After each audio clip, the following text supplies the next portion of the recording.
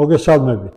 მოდით გიხდით მცირე შეფერხებისთვის ამ ახალ გარემოში სანამ ყველაფერი აეწყო, გაისინჯა, ცოტა შეფერხება გამოგვივიდა, მაგრამ არა უშავს მალე როგორც პირველი გადაცემები მქონდა მე გარკვეული ხარვეზებით, მეტი უკვე აღარ იქნება, იმიტომ რომ ძალიან მაგარი პროფესიონალი ხელმძღვანელობს ყველაფერ ამას. მოდით დავიწყოთ. რა მიზანი მქონდა, როდესაც ფაქტობრივად სიახლეა ჩვენ სივრცეში, რომ ვიღაც ადგეს და აბსოლუტურად ძალიან ღრმა პროფესიულ თემაზე ლექციების კურსი წამოიწყოს იმ ვარაუდით, რომ ეს შეიძლება საინტერესო იყოს არა მარტო ახალგაზრდებისთვის, რომლებიც სუფთა ეკონომიკაში არიან, თქვათ, სპეციალობა დამთავრებული მაგისტრანტები, დოქტორანტები, თქვათ, დოქტორები, თუნდაც პრაქტიკოსი ეკონომისტები და რა თქმა უნდა, მთავარი ის არის, რომ ხალხი, რომელსაც ინტერესი აქვს, ცოტა ღრმად ჩაიხედოს, როგორ ფუნქციონირებს ეკონომიკა. რამდენად ჩვენ გვაქვს ადეკვატური წარმოდგენები იმაზე, რომელიც შეეხება ეკონომიკის სრულყოფილად, პროფესიულად დანახვას და შესაბამისად მასზე არაიდეოლოგიზირებული წარმოდგენების შექმნა. მეცნიერება და იდეოლოგია შეუთავსებელია ერთმანეთთან. საუბარი პროფესიულ დონეზე ლიბერალური ეკონომიკაა ეს თუ არალიბერალური ეკონომიკა, მხოლოდ დილეტანტურ დონეზე შეიძლება. ჩვენ ვისაუბრებთ თანამედროვე ეკონომიკურ მეცნიერებაზე და ვიწყებთ ყოველგვარი რაღაც წინასწარი ცოდნის გარეშე, ასე უფრო მირჩევნია, იმიტომ რომ რაც საჭირო იქნება, მე თვითონ ავაწყობ. ჩვენი სალექციო კურსის სახელი იქნება.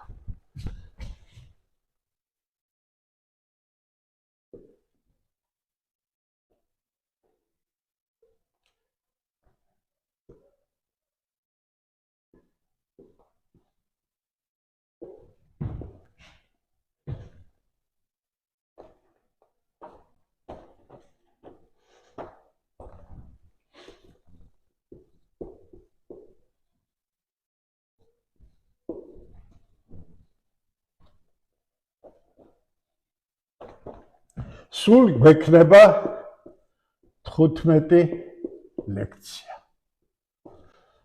რატომ ალგებრა?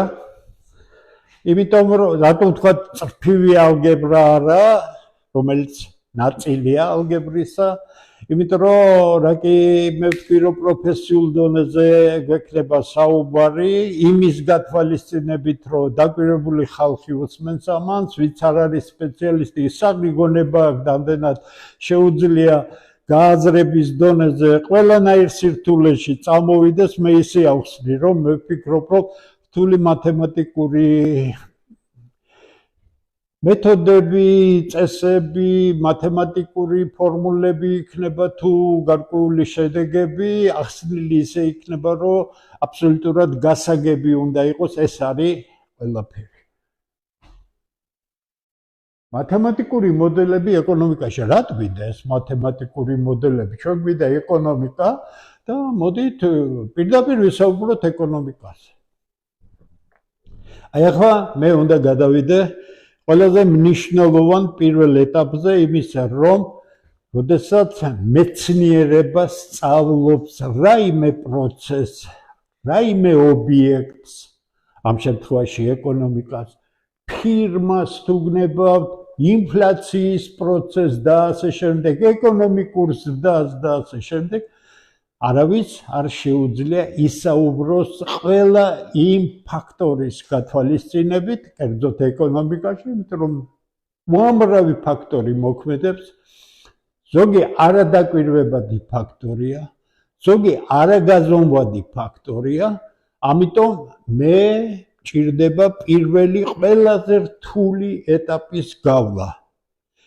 როგორ ავიღო რეალური ობიექტიდან ის მთავარი, რომელიც ჩემი შესწავლის მიზანს ყველაზე მეტად შეესაბამება და შესაბამისად მივიღო ის, რასაც ქვია მოდელი. მოდელი რა არის? მოდელი არის ეკონომიკის აღწერა, ჩვენ ამ წუთში ეკონომიკაზე, მათემატიკური ენით. ეს არის მოდელი. მეცნიერება მუშაობს მხოლოდ მოდელებს. მეცნიერებას არ შეუძლია შეისწავლოს მაგალითად ყველა ის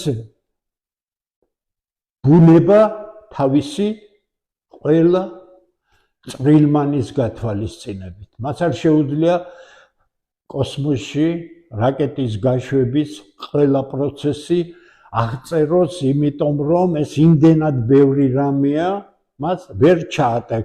ორი რამ ზღუდავს ყველაფერს. კოგნიტიური შესაძლებლობები ადამიანისა, იმიტომ რომ შენს თავში უნდა შენ არ შეგიძლია მილიონ პარამეტრზე და მილიონ ცვლადზე დამოკიდებული მოდელით მუშაობა, იმიტომ რომ შენი გონება ამას ვერ აღიქვამს. არის მეორე პრობლემა, გამოთვლითი ხასიათის პრობლემები. და იმისთვის რომ უფრო ნათლად წარმოვადგინო მე ეს რაც ახლა ვთქვი, მე გავიხსენებ პოლ დირაკს, საოცრად ძლიერი მე-20 საუკუნის თეორიული ფიზიკოსი იყო, რომელმაც თქვა უნიკალურად ზუსტი სიტყვა. მეცნიერება ეს არის გამოთვლითი მეთოდები, რომელსაც შენ იყენებ და ეს არის ინტერპრეტაცია. ჩვენ რაკი მეცნიერულად აღწერთ ეკონომიკას, რასაც ჩვენ ვაკეთებთ, შეიძლება უარყოფილი იქნას. რატო? თუ თქვენ მიიღებთ იმას, რასაც ვაკეთებთ, გაყვებით, მე შეიძლება გამოთვლებში შემეშალოს რაიმე, შეიძლება არასწორი გამარტივებები გავაკეთო იმისთვის, რომ გამეადვილებინა გაანგარიშებები და ასე შემდეგ. ეს არის უკუგდებადი. მეცნიერებაში ყველაფერი არის უკუგდებადი, თუ კი შესაბამისად გაჩნდა საფუძველი. ამას ვერ იტყვი იდეოლოგიურად მოსაუბრე ადამიანის შესახებ, იმიტომ რომ ეს წმენას ექვემდებარება და კაცი გეუბნება, რომ ლიბერალური ეკონომიკა კაია, ამიტომ დაბალი გადასახადები კაია, ხო?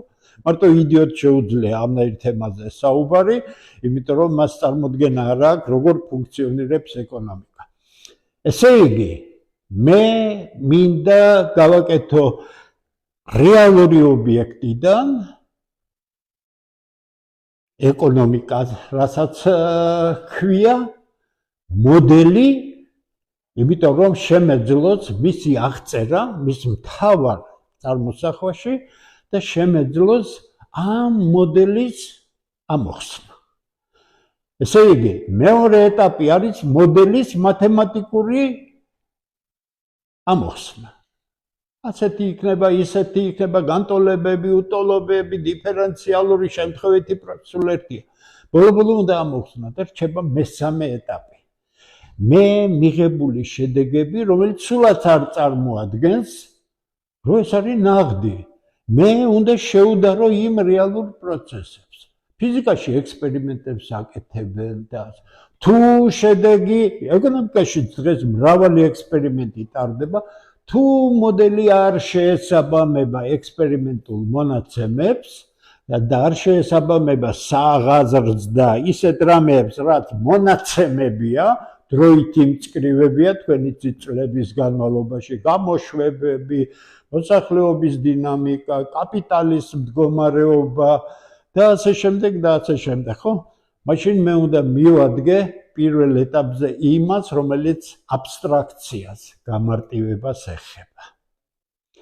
აი, იმის გამო, რომ მოდელი გაცილებით უფრო ღარიბია ვიდრე რეალური ობიექტი, ამ შემთხვევაში ეკონომიკა, სწორედ ამიტომ გააჩნია მოდელს შემეცნებითი ღირებულება. რას გეუბნება მოდელი, რას გეუბნება მეცნიერება? მეცნიერება გეუბნება, რომ თუ რეალური მოვლენა, ობიექტი და ასე შემდეგ გავს ამ მოდელს, მაშინ ეს შედეგები არის სწორი. როგორც გითხარით, ამისთვის არსებობს ექსპერიმენტები, არსებობს მონაცემებთან შედარება და ასე შემდეგ. ესე იგი, ხაც უსვამ. თავარი არის კარგად გვესმოდეს. ჩვენ მუშაობთ მოდელებზე. მეცნიერება მხოლოდ მოდელებზე მუშაობს. პრაქტიკოსი ეკონომისტი ამ შედეგებს თუ გაეცნობა და გაერკვევა, ცხადია ის დაიწყებს პრაქტიკულ მონაცემებთან მის შედარებას და თუ კი მაინც კვალიფიციურია, ის მივა თანხმობამდე, ანდა იტყვის, რომ არასწორია. თუ არასწორია, ეს ყველაფერი განმეორებადია, ჩვენი ყველა აქ ჩატარებული ოპერაცია, მათემატიკური გამოთვლები და ასე შემდეგ არის აბსოლუტურად გადამოწმებადი და ჩვენ შეგვიძლია ამის ექსპერტული შეფასების უარყოფა შეუძლებელია, იმიტომ რომ ექსპერტი რაღაც თავის წარმოდგენების დონეზე ლაპარაკობს რამეზე, მაგრამ ექსპერტული შეფასებები არაუარყოფადია. თქვენ ასევე არაუარყოფადი მონაცემებით შეიძლება შეედაოთ მას. მე კარგად იცით, კატეგორიულად არ ვიღებ იმას, რომ მე ვარ ექსპერტი, ღმერთო დამიფარე ამ უბედურებისგან, ამიტომ ჩვენ მივყვებით იმ გზას, რომელიც პირველი რაც მე უნდა განვიხილო, სანამ გადავალ ამაზე, არის ერთი მომენტი, რომელიც ყველაზე დიდი გაუგებრობის მიზანი არის. ეკონომიკაში, ეკონომიკურ მეცნიერებაში ისე ამარტივებენ სიტუაციებს და ქმნიან იდეალურ სიტუაციებს და იღებენ შედეგებს, რომელსაც ეტალონური სისტემები ჰქვია. საუბედუროდ საქართველოში იმის გამო, რომ ეკონომიკური სწავლება 90-იანებში დაიწყეს ყოფილმა მეცნიერული კომუნიზმის და ასე შემდეგ სპეციალისტებმა, მათ წარმოდგენა არ ჰქონდათ და დღესაც არ აქვს წარმოდგენა რეალურ ეკონომიკაზე, მათ იდეალური ეტალონური სისტემების შედეგების პირდაპირი პროექცირება დაიწყეს რეალობაზე და მივიღეთ ჩვენ აბსურდები, რომ ბაზარი არეგულირებს ყველაფერს, იმიტომ რომ და მე მივიღეთ კიდე 1000-ნაირი სისულელე, რომელიც მეცნიერული თვალსაზრისით არ ექვემდებარება განხილვას, იმიტომ რომ ხაც უსვამ ეტალონური სისტემები, ანუ მას ქვია მეცნიერებაში პირველი საუკეთესო. ეს არის ყველაზე საუკეთესო შედეგი, რომელიც შენ ამ საკითხთან დაკავშირებით შეიძლება მიიღო. პირველი საუკეთესო. ესე იგი, რეალური ეკონომიკის შესწავლისას ჩვენ ვერასდროს ვერ მივალთ პირველ საუკეთესო, ანუ იდეალურ სიტუაციამდე. ეტალონური სისტემა მე მჭირდება მეორე რამისთვისაც. სად ვიმყოფები რეალურად, რომ შევადარო ამ იდეალურ სიტუაციას და მე ვთქვა რა მდგომარეობაში. ანუ ყველაზე საუკეთესო შემთხვევაში მე შეიძლება მივაღწიო მეორე საუკეთესოს. და ასე შემდეგ. შეიძლება ეგეც არ გამომდიოდეს გარკვეული მიზეზების გამო. იმისათვის რომ მე ახლა ძალიან დეტალებში არ შევიჭრე, ეს კარგი საფუძველია იმისთვის, რომ ყველა მსმენელი და მაყურებელი მიხვდეს თუ საით წავიყვან მე ყველაფერს. ეხლა მე დავიწყებ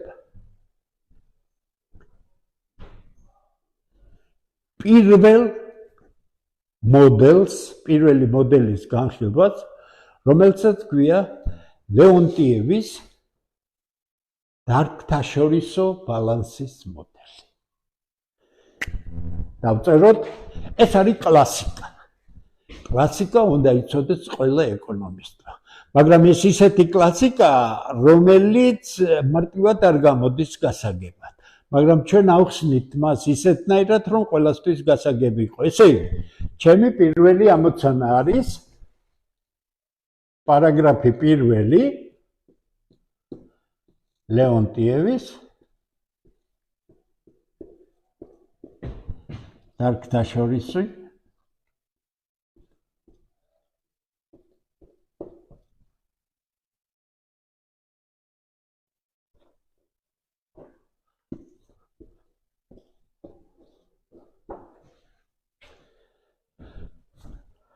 ლეონტივი რუსი წარმოშობის ამერიკელი ეკონომისტია, ნობელის პრემიის ლაურეატი, ფანტასტიკურად ავტორიტეტული ადამიანი. ის ახალგაზრდა იყო, როცა საბჭოთა უკვე რევოლუცია მომხდარი საბჭოთა კავშირიდან გაუშვეს გერმანიაში სტაჟირებაზე, იგი არ დაბრუნდა რუსეთში, იქედან გადავიდა შეერთებულ შტატებში და საკუთარი შეხედულებების ფარგლებში დაიწყო ამერიკის შეერთებული შტატების ეკონომიკის ანალიზი არ არსებობდა. თუ როგორ გამოვიდა ეს ყველაფერი 1929-33 წლების კრიზისიდან. საქმე ის არის, რომ ლეონტიევის მოდელი იმდენად მძლავრი იყო, რომ იგი საფუძვლად დაედო იაპონიაში იმ ეკონომიკური აღორძინების, იაპონური სასწაულის, ესე იგი, მოდელს და მან შესანიშნავად იმუშავა, იმიტომ რომ მე 60-იან წლებში როცა მოსწავლე ვიყავი და იაპონია იყო ერთ-ერთი ყველაზე განვითარებული ქვეყანა, ყველაზე წინ მდგომი ქვეყანა ტექნოლოგიებით და ასე შემდეგ, მაგრამ ეს ვიღაცისთვის არ იყო მისაღები და მას მოახვიეს საერთაშორისო ნორმები, ბუღალტერიის წარმოება, სხვა სავალიდო ფონდის და მსოფლიო ბანკის მოთხოვნები და ის ხელოვნურად იქნა შეჩერებული, თუმცა ის რჩება ერთ-ერთ ყველაზე განვითარებულ ქვეყნად. ომის შემდგომი ევროპის აღორძინების პროგრამები, მხარდაჭერა ამ პროგრამებისადმი და ასე შემდეგ ლეონტიევის მოდელს ეყრდნობოდა. ლეონტიევის მოდელი ასევე იყო საბჭოთა კავშირში სახელმძღვანელოდ, მაშინდელი ეგრეთ წოდებული საგეგმო კომიტეტი გოსპლანი, იქ ძალიან კვალიფიციური ხალხი მუშაობდა, არ იფიქროთ, რომ საბჭოთა კავშირში ეკონომისტები საბჭოთა იდეოლოგიას მისდევდნენ. არა. CEMI, ეგრეთ წოდებული ცენტრალური ეკონომიკურ-მათემატიკური ინსტიტუტი მოსკოვში ეხლაც ფუნქციონირებს. იყო მოსკოვის უნივერსიტეტის მათემატიკოსები და ასე შემდეგ, ძალიან სერიოზული ხალხით დაკომპლექტებული, ამიტომ ისინი კვლევებსაც ეწეოდნენ, უბრალოდ იდეოლოგია არ აძლევდათ მაგათი განვითარების საშუალებას, მაგრამ ჩვეულებრივ იცოდნენ თანამედროვე ეკონომიკა და როდესაც ჩვენ ამ მოდელს კარგად ავითვისებთ, მე მათემატიკურად დაგიმტკიცებთ, გაჩვენებთ, თუ რატომ ვერ იმუშავა საბჭოთა ეკონომიკურმა მოდელმა. მაგრამ იმისათვის, რომ მე შემეძლოს ასეთი ანალიზების გაკეთება, მე მჭირდება გარკვეული მასალა. ხო, სწორია, გარკვეული ბაზა. მე ასევე ამ აპარატის ათვისების მერე დავსვამ კითხვას, რომელზეც თქვენ შეგეძლებათ უპასუხოთ. შეიძლება, რაც საქართველოში გააკეთა ამ ჩვენმა ხელისუფლებებმა. შეიძლება თუ არა მრავალი დარგიდან მე მივიღო სახელმწიფო პროგრამა და ერთი დარგის გამოშვება, პროდუქცია, მომსახურება, ისე პროდუქცია, რა მნიშვნელობა? გავზარდო, მაგალითად ტურიზმი, ხო? და ვუწოდო მას დრაივერი. არსებობს თუ არა მეცნიერული დასაბუთება ასეთი შესაძლებლობებისა. მე თუ ერთი მიმართულებით ამას ვაკეთებ, რა მოსდის სხვა დარგებს? არსებობს თუ არა იმის რეალური საშუალება, რომ ასეთი ეკონომიკა არსებობდეს დამოუკიდებლად. თუ ეს ეკონომიკა ისეთია, რომ მისი კვება მხოლოდ გარე წყაროების მეშვეობით შეიძლება. ასეთი რამის შესწავლას ვიწყებთ ჩვენ. ლეონტიევი დაუკვირდა და მისი უდიდესი დამსახურება ის არის, რომ ის მიხვდა მე რომ დინამიკას ცალკეული დარგების გამოშვებისა დავაკვირდე. ანუ ამ წელს რამდენი იყო იმ წელს და ასე შემდეგ და ვნახო ეს თუ გნებავთ 30-50 წლის განმავლობაში, მე ვერაფერს ვერ ვგებულობ გარდა შეზღუდული ინფორმაციისა. და ის მიხვდა, რომ აუცილებელი იყო დარგთა შორისი კავშირების განხილვა. და მან ადგა დარგები დაყო ეგრეთ წოდებულ სუფთა დარგებად. ცხადია, სუფთა დარგი აბსტრაქცია, მაგრამ ეს გონივრული აბსტრაქცია. სუფთა დარგი და დარგი, რომელიც უშვებს ერთ პროდუქციას. მაგალითად, სოფლის მეურნეობა.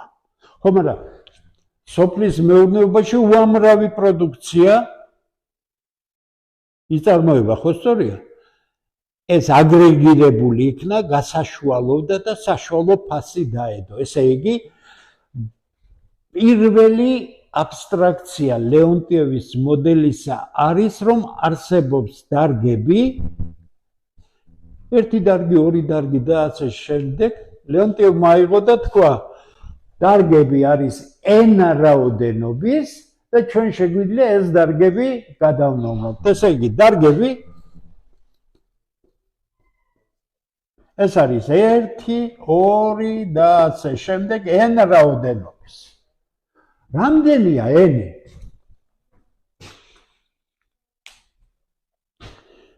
დღევანდელ საქართველოში რამდენადაც მე ვნახე არის 20-მდე დარგი. სოფლის მეურნეობა და ასე შემდეგ. დღევანდელ რუსეთში არის 98 დარგი.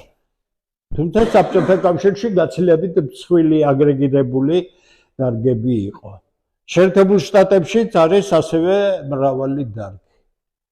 თავარი ის არის, რომ ლეონტიევი კიდევ ერთ ნაბიჯს აკეთებს და ამბობს, თითო დარგი უშვებს ერთ პროდუქციას. ანუ მე მაქვს პროდუქციის რაოდენობა, ესე იგი პროდუქცია, ანუ ამას ქვია გამოშვება, ხო?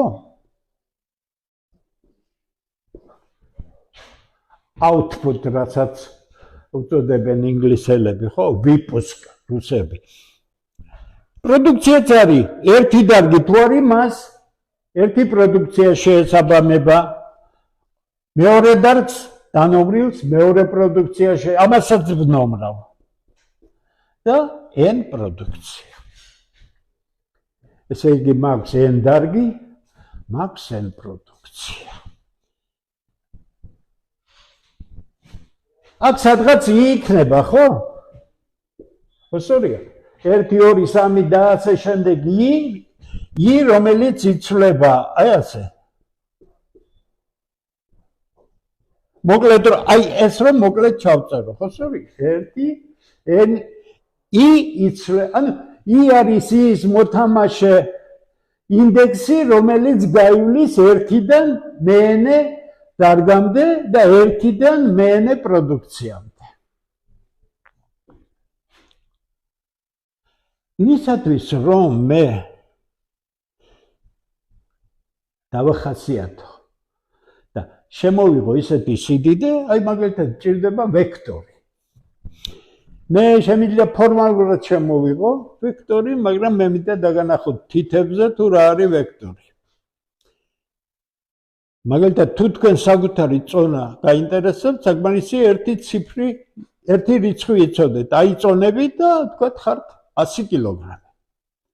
ამას ქვია სკალარი. ესე იგი, სკალარი ეს არის რიცხვი.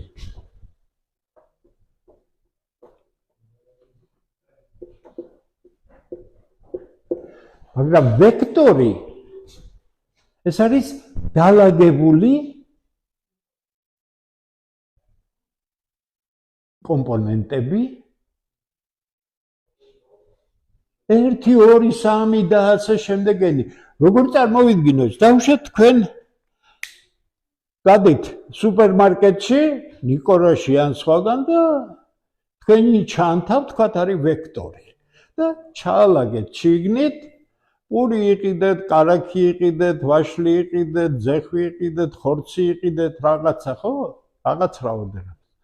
მაშინ მე შემიძლია თქვა, რომ ჩემი ნაყიდების ვექტორი ეს არის რძე, ეს არის კარაქი ეს არის ხორცი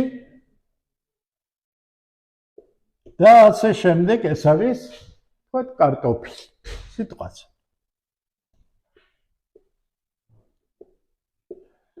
რამდენი იყოს ეს რასაც იყიდი იმდენი ზოგადად მე ვიტყვი რომ ეს არის n განზომილებიანი ვექტორი ხო ანუ ეხლა ავდგები და ამის მაგიერ მე დავწერ x1 ამის მაგიერ დავწერ x2 ამის მაგიერ დავწერ x3 და ამის მაგიერ დავწერ x-ი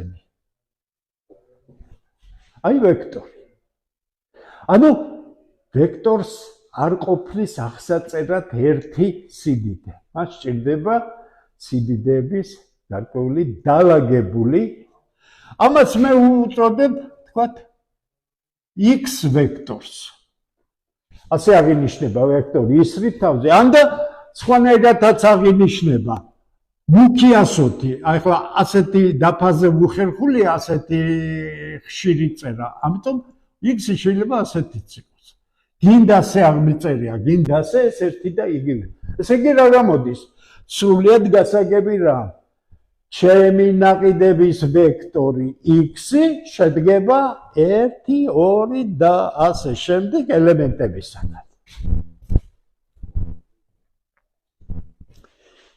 ეხლა მოდი შევხედოთ ქვეყნის ეკონომიკას მე მჭირდება აღწერო ქვეყნის ეკონომიკა შორს რო არ წავიდე მოდი საქართველო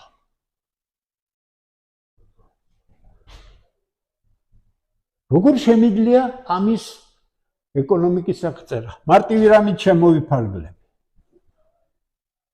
რა მოშვება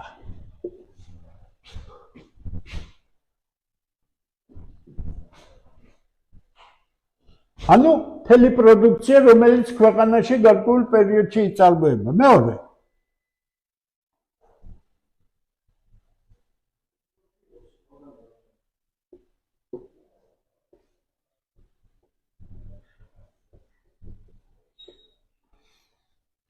მომშავეთა რაოდენობა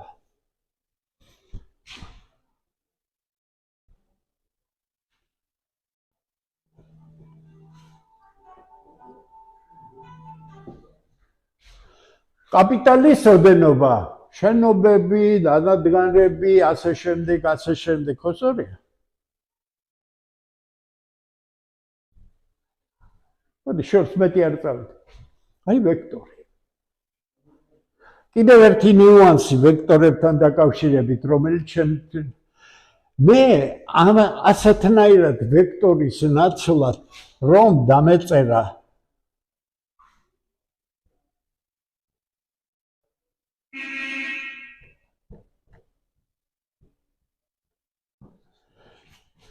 თუ ეს არის ვექტორის სვეტი ამას ქვია ვექტორი წკრივი ვექტორი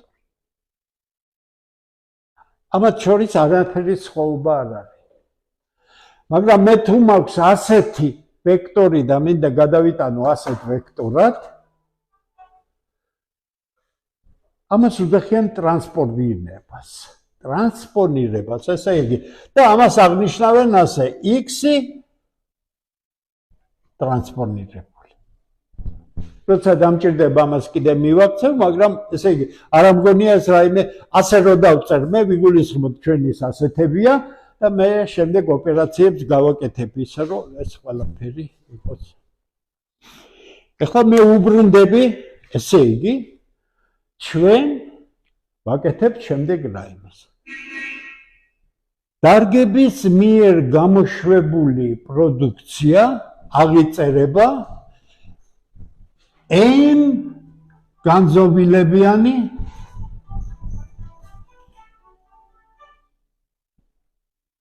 ვექტორით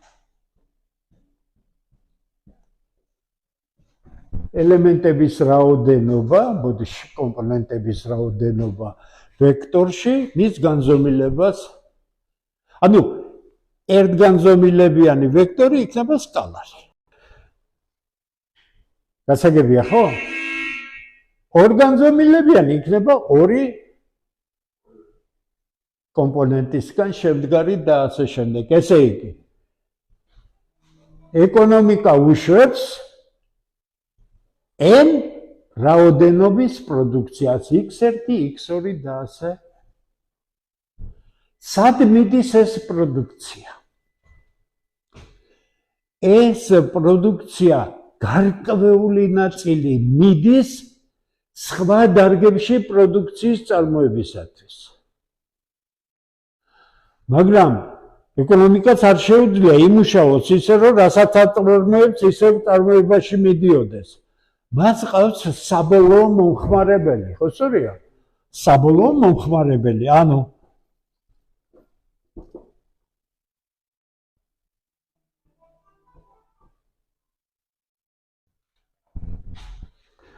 პროდუქციის, ესე იგი, X-ის გარკვეული ნაწილი მიდის აქ.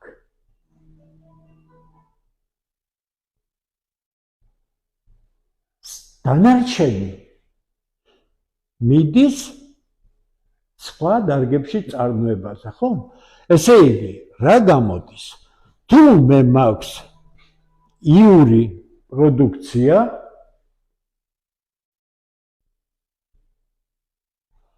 ამ პროდუქციის საწარმოებლად გამოიყენება, თქვათ, პირველი დარგის პროდუქციის ნაწილი, მეორე დარგის პროდუქციის ნაწილი და ასე შემდეგ. იმისათვის, რომ მე ეს ორი რაღაც განვასხვაო ერთმანეთისგან, მე დავწერ ასე. წარმოების საჭიროებისათვის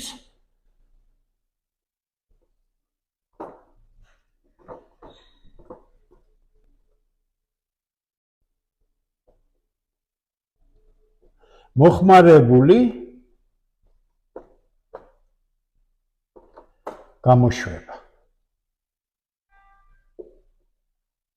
აღნიშნოთ ის Z-ი I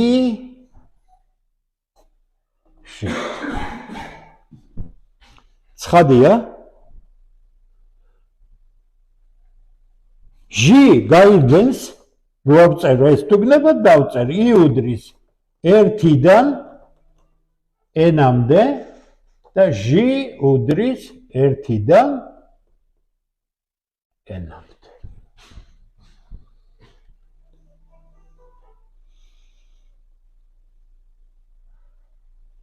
ანუ Z1-1 პირველი პროდუქციის წარმოებაზე გამოყენებული პირველი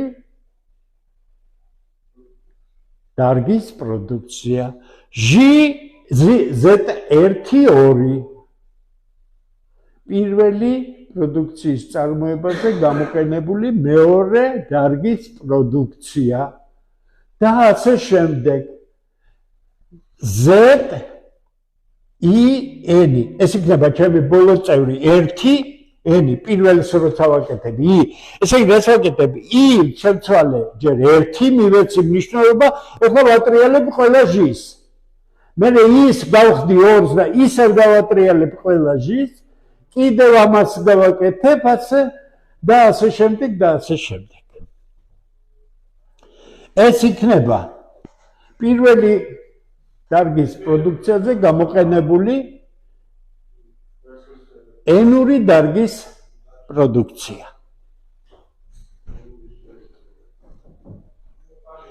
ასე რომ გავაკეთებ მე ჩემი წარმოებული X-ი, X1 და ასე შემდეგ გამეყო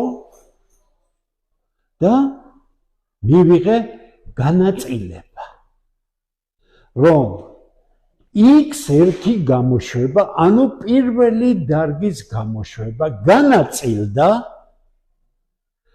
ყველა დარგებში პროდუქციის წარმოებაზე, სხვაგან შეიძლება 0-იც იყოს ზოგჯერ, არ აქვს მნიშვნელობა. მთავარია რომ და პლუს საბოლოოზე X2, ანუ მეორე დარგის გამოშვება განაწილდა ყველა n დარგზე პროდუქციის წარმოებაზე, რომლებში შეიძლება ზოგიერთი 0 იყოს, პლუს W2, ანუ საბოლოო მოხმარება მეორე პროდუქციისა. თუ მე ამას გაშლილი სახით ჩავწერ, მე მივიღებ ასეთ სურათს. მე მინდა ეს ერთხელ გავაკეთო, რომ კარგად გამოჩნდეს.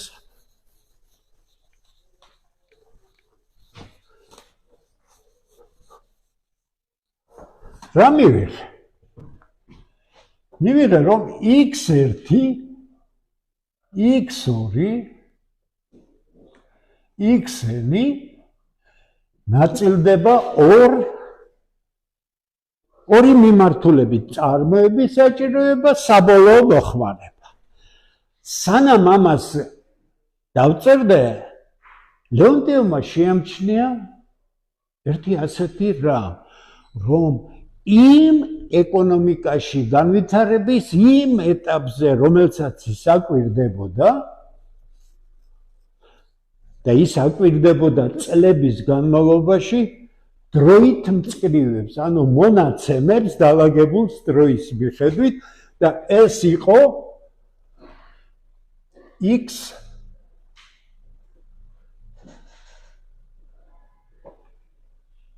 ან მოდი ასე დავწერთ, ჯობია i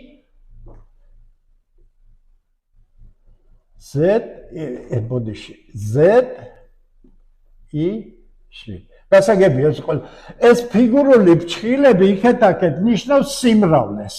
აღნიშნა ასეთი. ესე იგი, ეს ნიშნავს, რომ რო გავშალო ეს x1 და ესე შემდეგ xn და ესე z1-1, z1-2 და ასე შემდეგ, მერე z2-1 და ასე შემდეგ და მერე ასე zn. ამით რო აკვირდებოდა, მან შეამჩნია ერთი ასეთი რაიმე, რომ zi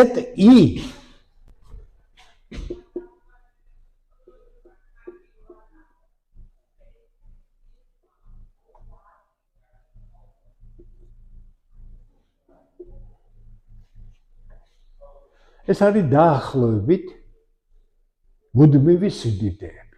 ანუ მოდი ასე ვთქვათ, ხვედრითი დანახარჯები გამოვიდა მეტნაკლებად და მან ეს აღნიშნა, ანუ მუდმივი სიდიდე. ერთი და ასე შემდეგ. ესე იგი, აი ეს იწოდება ლეონტიევის ძირითად ჰიპოთეზად. ეს არის ის რომ აბსტრაქტული დარგებია, რომ თითო დარგი ესენი აბსტრაქციებია ყველანი და შემდეგ გამართი. შემდეგ მან გააკეთა მთავარი დაშვება, ეს არის რომ აი ეს მუდმივი სიდიდეები.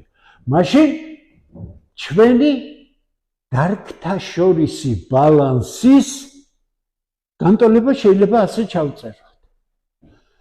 პირველი საქონელი A1 ამის საფუძველზე A1-2 A1n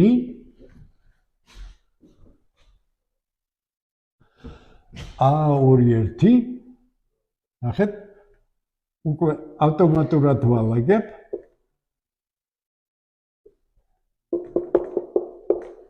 n რაოდენობა მაქვს A n1 A n2 ANN ეს გამრავლებული x-ზე ანუ x1, x2 და ასე შემდეგ xn და ამას დაემატება W ვექტორი, ანუ W1 საბოლოო მოხმარება, მეორე პროდუქციის W2 და ასე შემდეგ WN.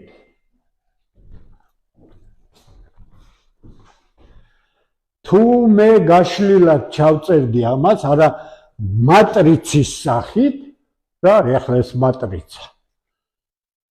მატრიცა ზოგადად არის სწორკუთხა ცხრილი. სადაც შეიძლება იყოს n რაოდენობის ტრიქონი და m რაოდენობის სვეტი. ანუ მე შემიძლია დავწერო, ეს ზუსტად იყოს n-ი, აქ კი შემიძლია ზოგადად აქ მე კვადრატული მატრიცა მაქვს, ანუ მატრიცის კერძო შემთხვევა, როდესაც ტრიქონებისა და მწკრივების რაოდენობა ერთნაირია. აქ რაც დავწერე, გაშლილი სახით როგორ დავწერდი, თქვათ ერთი განტოლების შემთხვევაში და დანარჩენი გამოჩნდებოდა. x1 უდრის a1 x1-ზე პლუს a1 x2-ზე პლუს და ასე შემდეგ a1-იანი x1-ზე. ესე იგი მე პირველი პროდუქცია წარმოებული გავანაწილე ასე a1 x1-ზე პლუს a1 x2-ზე პლუს და ასე შემდეგ a1 x-ზე პლუს w1. აი გაშლილი სახით ჩაწერილი პირველი ტრიქონი. ასეთ რამეს ჩამოვწერდი მე n რაოდენობის განტოლებებს. მე ავდექი და ეს ვექტორული მატრიცული სახით ჩავწერე. ესე იგი მატრიცა სხვა არაფერია თუ არა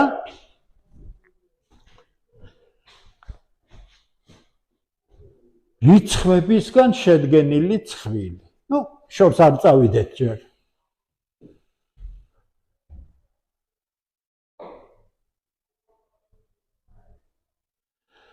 და ესე იგი თუ მე გადავალ და მატრიცა მე შემიძლია კვადრატული მატრიცა n-ი, შემიძლია ავწერო ასე. აუ დავარქვა ამას. a მატრიცა და a მატრიცა აღვნიშნო ასე. რო არ უწერო ასეთი ცხრილები, მე დავწერ a i j i j იცვლება 1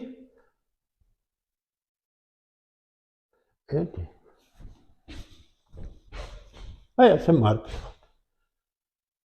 ეს w ვექტორია, ეს x ვექტორია და ესე იგი მე მივიღე ასეთი სახის განტოლება. ნახეთ?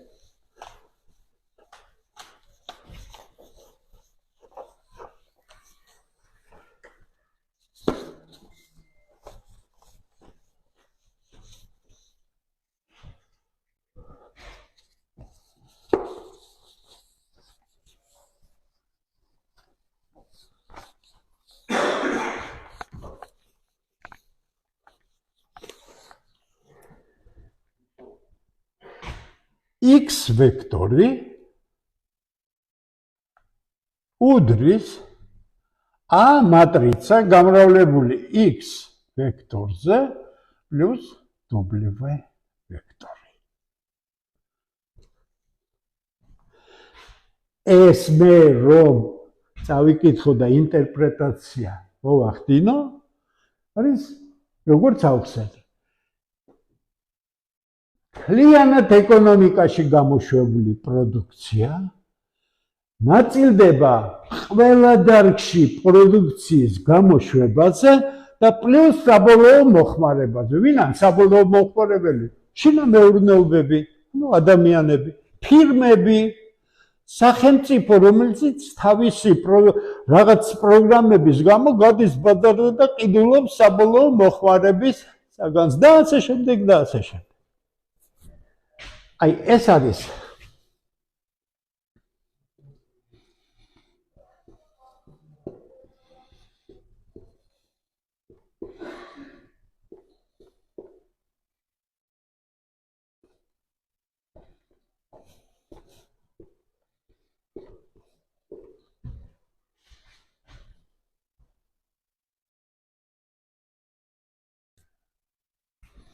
ახლა ერთ თავისებურებას უნდა შევხედოთ. აი ესა მოდელი. მე მაქვს a მატრიცა, რომელსაც უწოდებენ a მატრიცას უწოდებენ დანახარჯები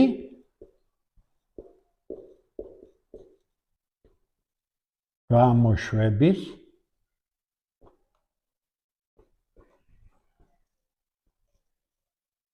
მატრიცას.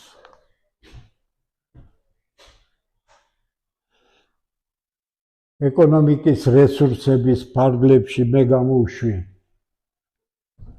ამდენი პროდუქცია, ამ თითეული რაოდენობა აქაა მითითებული. მე ვიცი, ჩემი ქვეყნის მოსახლეობაში მოთხოვნა როგორია და ამიტომ ეს გამსავს ღრე. სწორია. პირველი საქონლის მოხმარება, საბოლოო მოხმარება. და მე გადავწყვიტე, რომ სხვა დარგებში რომ იშვება პროდუქცია, მას სჭირდება ასეთი დანახარჯები. ესე იგი, იმისათვის რომ მე ეკონომიკა გავაანალიზო, მე უნდა გავანალიზო ამ მატრიცა. დანახარჯები გამოშვების მატრიცა. ანუ, მოდი ასე ვთქვათ, ჩემს წინაშე ამ წუთში არის რიცხვების ჩლუნგი კვადრატული წყობა. მეტი არაფერი. თავარი კითხვა, რომელიც უნდა დავსვა, ამ დანახარჯების პირობებში შეუძლია თუ არა ეკონომიკას იმუშაოს ეფექტურად. რაც ნიშნავს, მან შეიძლება ერთი წელი სრული დანაკარგების ფარგლებში იმუშაოს, მაგრამ დანაკარგებიანი ეკონომიკა ვერ გაძლებს, ხო და ესე იგი, თავარი კითხვა, რომელიც ჩვენ უნდა ვუპასუხოთ, არის ის, რომ იმუშავებს თუ არა ასეთი ეკონომიკა. მე სწორედ იმ ანალიზს მივხედავ, რომელიც ამ კითხვაზე პასუხის გაცემას საშუალებას მოგცემს. რა გვაქვს? გამოშვებული პროდუქცია X1 და ასე შემდეგ X-ი შეიძლება იყოს დადებითი ან ნული. შეიძლება რომელიღაცა პროდუქციას არ უშვებდეს სიტყვაზე. ყოველ შემთხვევაში განსახილველ პერიოდში ამოვაგდე ეს. ესე იგი, რა გამოდის? ყოველი კომპონენტი X-ისა არის არაუარყოფითი. ნახეთ, ჩაწერა მეტიანტოლი 0-ზე ნიშნავს არაუარყოფითობას. ეს სხვანაირად ვექტორული სახით რო ჩავწერო, ცხადია ეს იქნება X ვექტორი არის ეს იდენტური, ეს არის კომპონენტების მიხედვით ჩაწერა, ეს არის ვექტორული ჩაწერა. საბოლოო მოხმარება W1, W2. საბოლოო მოხმარება ნულის ტოლი აზრი არ არის, ესე იგი არ არის მოხმარება, ხომ? ამიტომ ეს არაუარყოფითი კი არ იქნება, ეს მკაცრად დადებითი იქნება. ესე იგი, ნებისმიერი I თუ J სულ ერთია, რომელს დავწერ, აქ ინდექსი მთავარია N, ეს იგივეა, რაც W ეს მეტია 0-ზე და აქაც მეტია 0-ზე. ნახეთ, ამ ორ ჩაწერას შორის სხვაობას იოლად შენიშნავთ. ეს არაუარყოფითია, იმიტომ რომ გარკვეულ დარგში შეიძლება გარკვეული დარგის პროდუქცია არ გამოიყენებოდეს. აქ კი საბოლოო მოხმარებაზე ყველაფერი რაც მიდის არის რეალური და არ შეიძლება იყოს ნული ან უარყოფითი რიცხვი. ესე იგი, თუ მე მქონდა ასეთი, ახლა ნახოთ რა მოსდის აი ამ მატრიცას. რაღაც დარგში წარმოებული პროდუქციის გამოყენება სხვა დარგებში შეიძლება იყოს ნული, არ არის ეს პროდუქცია, ანდა უნდა იყოს დადებითი, ხო არ შეიძლება რომ რაიმე გამოიყენოს სხვაგან უარყოფითი რიცხვი, ხო? ესე იგი, რა გამოდის? ამ პრინციპით რომ მივადექი მე გამომდის ის რომ A I Ž არის ანუ როგორც ამას ამბობენ A მატრიცა არის არაუარყოფითი. ესე იგი იმისათვის რომ მე გავაკეთო ეკონომიკის ანალიზი მე მჭირდება არაუარყოფითი ამ მატრიცის ანალიზი ვისწავლო. ნახეთ, ეს ყველაფერი გარკვეულია, ეს ყველაფერი გარკვეულია. მე მინდა ასე იმუშაოს ეკონომიკა, მანდა მუშაობს და ასე აღწერე. ეხლა მე მაინტერესებს რამდენად კარგად იმუშავებს ეს. მაგრამ მე გამიჩნდა პრობლემები. მე აქ ნებისმიერი კი არ მაწყობს. მე მანდა მაინც ასეთი x და ასეთი w ვექტორები მაწყობს. x უნდა იყოს არაუარყოფითი, w უნდა იყოს დადებითი. და მე ძალიან გამირთულდა ამოცანა. ესე იგი, ჩემი საწყისი მოდელი ლეონტიევის დარგთაშორისი ბალანსის, ანუ სხვანაირად ამას დანახარჯები გამოშვების მოდელსაც უწოდებენ. ეხლა უნდა ჩავწერო ასეთნაირად.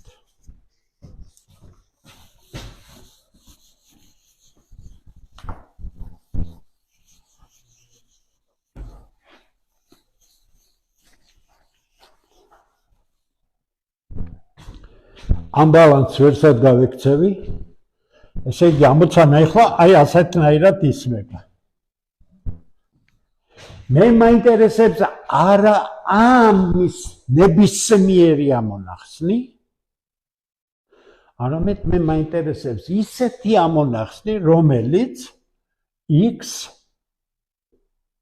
ოდრის x plus w, მაგრამ პირობები ადევს x არის არაუარყოფითი და w არის დადებითი. აი ეს უკვე სულ სხვა ტიპის ამოცანა. ანუ მე უნდა ამოვხსნა წრფივი უტოლობებია შეზღუდვების მქონე ამოცანა ბალანსისა, სადაც A არის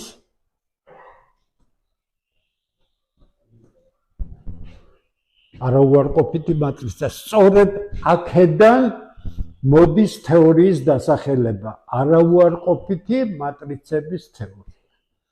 ჩვენ ეს ახლა თითებზე გამოვიყვანეთ ეკონომიკისთვის, თუმცა მატრიცების თეორიაში ეს ყველაფერი მანამდე იყო ცნობილი, ეკონომისტებმა უბრალოდ გამოიყენეს ეს, რაც ჭირდებოდათ მას და ეს უკვე მიეკუთვნება წრფივი პროგრამირების ამოცანას. წრფივი იმიტომ, რომ აქ თვითონ განტოლება წრფივია, აქ პირველ ხარისხში შედის. წრფივობა რას ნიშნავს? რომ უცნობი უნდა იყოს ერთ ხარისხში, არ შეიძლება უცნობების ნამრავლი მქონდეს, კვადრატი მქონდეს, რა თქმა უნდა შეიძლება, მაგრამ ეს წრფივი არ იქნება.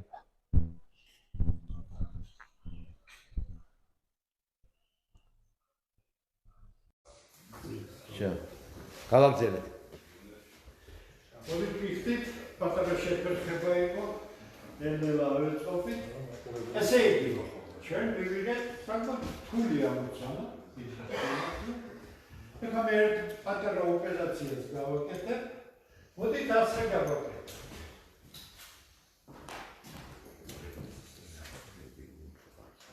ეს გადმოვიტანოთ აქეთ. x და კი საერთო მომრავლია. გავიტანო გარეთ. მოგეთათ მე რა ვაკეთებდი ასე. a უდრის ab plus c ცხადი ასე მოიცავდი. ეს არის უბრალოდ რიცხვი. a minus ab Postorica. Asi იქნებოდა უდრის ცეს. ას გავიტანდი გარეთ და მექნებოდა 1 - b უდრის ცეს. აი ამას გავაკეთებ ოღონდ მე ვექტორების შემთხვევაში. მე მაქვს აქ ნამრავლი მატრიცისა ვექტორზე გადმოვიტანე აქეთ x-ი გავიტანე და x-ი გავიტანე. აქ რიცხვის დროს 1 თუ რჩება ამ შემთხვევაში მე უნდა დავჭერს ეგრეთ წოდებული ერთეულოვანი მატრიცა, რომელიც ასეთია.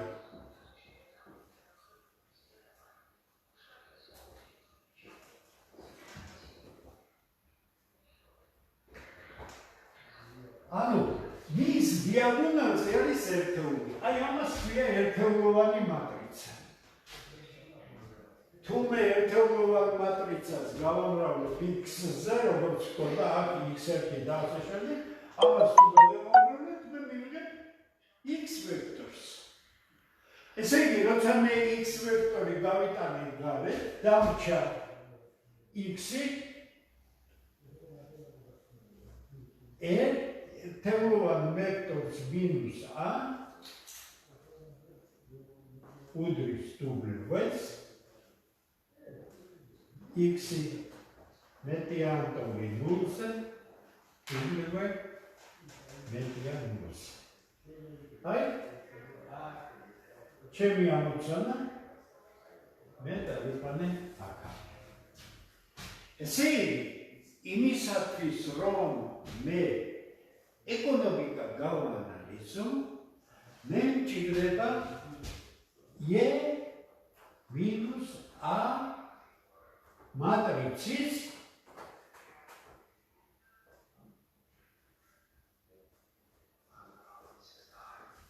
თუ ნახოთ რა იქნება e minus a ორი მატრიცა ერთმანეთსა თითეული ელემენტი უნდა გამოვაკლო ერთმანეთს. გასაგებია აქ რაკი ნულები დგას და აქ რაკი ელემენტები a i ამატრიცისა ყველა დადებითია, ყოველ შემთხვევაში არაუარყოფითია, ცხადია მე დამჯდება უარყოფითი რიცხვი, ხო სწორია?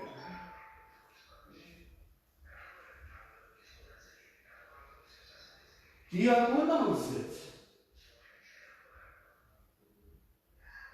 დაჯდება რიცხვები, რომელიც მე მაძლევს უკვე სხვანაირი ანალიზის გაკეთება. თუ მე ამ მატრიცას ავნიშნავ D მატრიცით, მაშინ გათოლებათა სისტემა ჩაიწერება ასეთნაირად.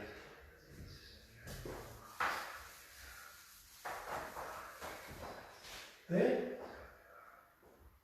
x ვექტორზე w-ს x მეტეანტოვი 0-ზე w მეტეან 0-ზე. ჩემი ანალიზი დავიდა უკვე D მატრიცის, ანუ ერთეულოვან მატრიცას მინუს A მატრიცის ანალიზი.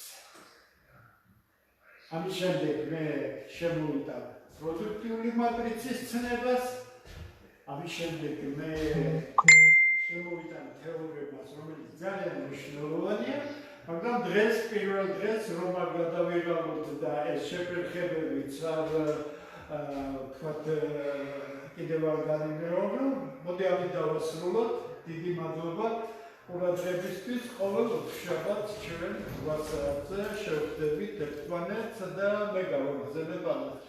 თუ ამაზე თქვენ კარგად იფიქრებთ და არ არსებობს ისეთი რამ, რომელიც ასაქმნელად იყოს რთული, უბრალოდ გარკვეული დაკვირვება უნდა, გარკვეული ძალისხმევა უნდა, მაგრამ ჩვენ ასე ნაბიჯნაბით აბსოლუტურად ყველაფრის ინტერპრეტაციის გზით და ჩვენების გზით ძალიან რთულ საკითხებს, რომელიც არ მოგეჩვენება თქვენ რთულად. დიდი მადლობა, გემშვიდობებით, კარგად